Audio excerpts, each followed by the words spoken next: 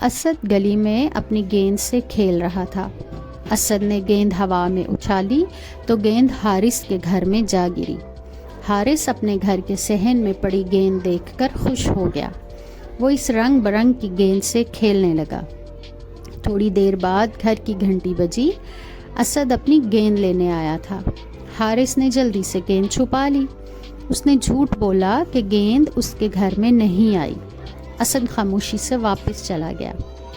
حارث کے پاس نئی گیند دیکھ کر امی نے پوچھا، حارث بیٹا، نئی گیند آپ کے پاس کہاں سے آئی ہے؟ حارث نے امی کو ساری بات بتا دی۔ امی جان نے اسے سمجھایا، بیٹا، اللہ تعالیٰ جھوٹ بولنے والوں سے ناراض ہو جاتا ہے۔ اس کے علاوہ کسی کی چیز بغیر اجازت لینے والے کو پسند نہیں کرتا۔ حارث کی سمجھ میں بات آ گئی۔